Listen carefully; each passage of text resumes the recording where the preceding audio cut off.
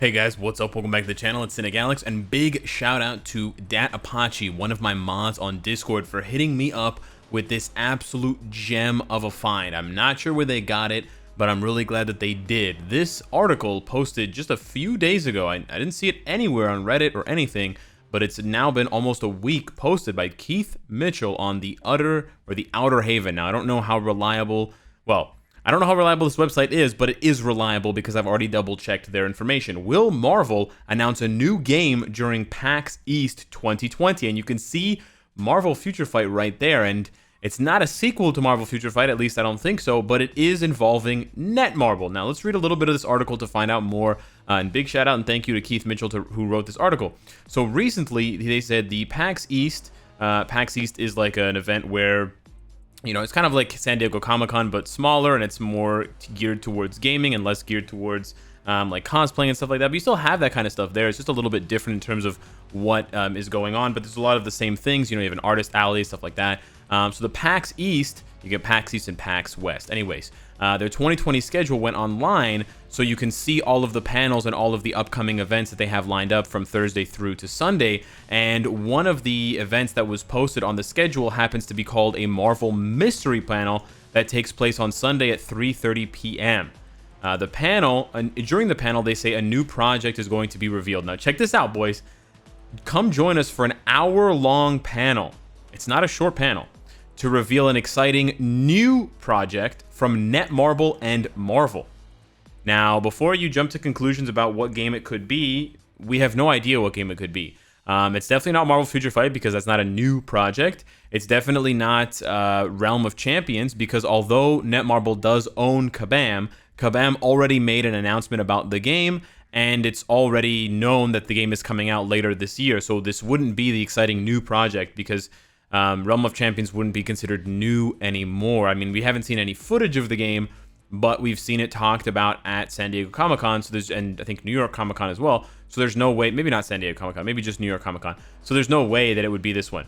Netmarble will be in attendance for PAX East, and many of you will recognize the company as the developer of the mobile game Marvel Future Fight. That's our game, and several others. This game launched back in 2015, and is still widely played and currently features 210 playable characters as of January 8th, 2020. Yeah, he's talking about us. Cool. So with them being included in the panel, we're more than certain a new game is going to be announced. It's going to be mobile only, of course. So now let's check out what it is. And they're saying here that it could possibly be something to tie into the Black Widow movie, which I kind of doubt. That's a really big announcement, an hour-long panel for just something related to Black Widow, which is like a one-shot kind of thing. Or it could be for the upcoming Eternals movie. Again, releasing an entire mobile game based around one particular movie when the Marvel franchise as a whole is just so much more rich and you know, lovely and, you know, dying for more content, really doesn't make sense.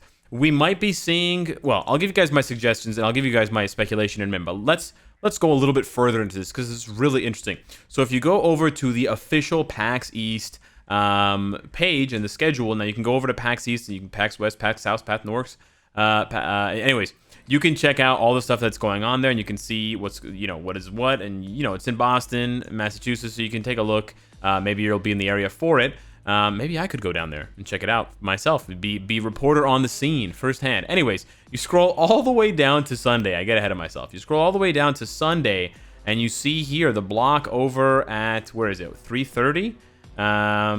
No, I lost it. 1:30. No, I lost it. Oh, I don't know where it is. Okay, I gotta go use the finder. I used the finder already. I cheated, and I used the finder. I can't believe I lost it. There we go, 3:30. I was so close.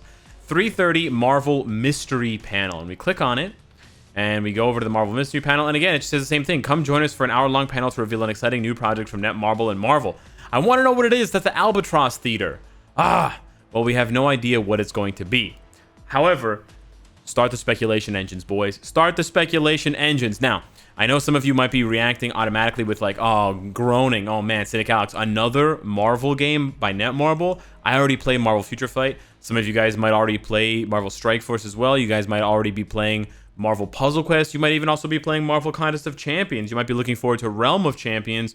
You might have recently been playing that card game, Marvel Battle Lines, that was recently canceled and canned and actually shut down.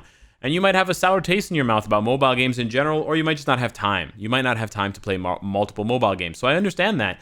But it's always interesting to see, and this is, at the very least, even if you're not interested in any other mobile games, at the very least, this is a very good sign for the future of Marvel Future Fight, because it means that Marvel has a very strong and ongoing relationship with Netmarble. That's going to give them more, it's just the stronger the relationship is, the better it is for both parties. The better it is for Netmarble and Marvel, the better it is for us as players of the game. The last thing you want to see is a mobile game shut down or get, reduced funding, reduced updates, stuff like that. And I don't think that's going to happen anytime soon to Marvel Future Fight, if you're asking for my opinion. But whenever I have an opportunity to give you guys more solid information than just how I feel about it, I want to do that. And this, I think, is a pretty good indication of that. Now, there is also the possibility that if Marvel Future Fight suddenly starts tanking and this new game suddenly, upshoots in popularity to an insane degree, yeah, maybe a bit more of the dev work and some of the resources might be allocated to the new game, but that's unlikely. If anything, it'll bring more attention to Marvel Future Fight because there are more Marvel games out there, and that will just bring along more players. Because although you have some players who can only play one mobile game, you also have some players who can play every mobile game because they just have enough time and they like to play each a lot because they have lots of free time, or they're a content creator, or they have a little bit of time and they want to play lots of games casually, so they sign up for all of the games and they play them all for just 20-30 minutes a day. But having more is always better than having less. When a game like Fortnite comes out, it raises the player base of people playing shooters, and then they get bored of Fortnite, but they don't stop playing shooters. They go and they play other shooters like COD, like PUBG, like Apex, etc. So it's always a good thing. If we go over to Netmarble's website, which is what I've done many times, they actually just released another game. They've been very, very busy. They're one of the biggest mobile game developers in the game today, which is, again, another good sign for Marvel Future Fight because it means that the company has a lot of money to throw around. So if they have a quarter that's not particularly impressive for Marvel Future Fight, it doesn't hurt their bottom line. It doesn't hurt their pockets as much. If they were a small company and Marvel Future Fight wasn't doing well, that would be really scary. But they are a giant. They are one of the biggest mobile gaming companies in the world, so they can definitely afford it. Not that I want Marvel Future Fight to have a bad month or anything, because we want the game to go on forever. But anyways, they just released Marvel Mana Strike. This is a card, sort of like a card game mixed with a Clash Royale style gameplay. So you have, cards that you drag onto the field and they summon as minions, and then minions walk towards the enemy's towers to try and destroy them. And this seems to be a common theme where Netmarble is trying to branch out and cover all of those different genres of types of games with what they've been releasing. In addition to Marvel Mana Strike, of course, they just released for the global King of Fighters All-Star. King of Fighters All-Star plays a lot like Marvel Future Fight, except it's just got more of a side-scroller camera rather than more of a top-down camera for Marvel Future Fight. That's basically the only big difference with it. You still do have those different X and Y planes of movement and sort of Z. And then you have the scroll wheel with the skills that you press and stuff like that, and the auto attacks. It's very, very similar in that sense. However, King of Fighters is a little bit different than Marvel Mana Strike. Marvel Mana Strike just released, period. King of Fighters All-Star has been live for over a year in Japan. It's been live for almost a year or over a year in Korea. And then it's now been launched globally in other languages, most particularly English. So they've had time to refine that game, and that's why it looks so polished coming out of global. But it definitely wasn't that polished when it first came out. But if you click see more and you check out more of their games, you're going to see that they have a robust, Netmarble has a robust lineup of games. They've got this Rich Wars, which I saw in Korea years ago. They got this BTS World game, Iron Throne, which didn't release that long ago, which is similar to sort of a Game of Thrones style game. I think Netmarble also has a Game of Thrones game coming out. They've got the Lineage game, of course, we're all familiar with that one. Huge money sink. Seven Knights has been around for like 10 years. It's a crazy long-standing mobile game. Fishing Strike, which is hilarious. Knights Chronicle, a little bit of a controversial game there. Phantom Gate, I actually covered it on the channel a while ago. And then if we go down to all regions, you actually have over 40 games that they either have released or they have in production or whatever. Now, I can't necessarily speak to all of these games being out because I don't speak Japanese or Korean, etc. So I don't know. And I know, for example, I know that the Seven Knights game, or sorry, not Seven Knights, the Seven Deadly Sins game is still in pre-registration. I'm actually pre-registered for it. RIP to the third season animated though. But yeah, a lot of these games are either out or they're going to be out very soon. So like they are not, they got ideas on ideas. That looks like Valheim.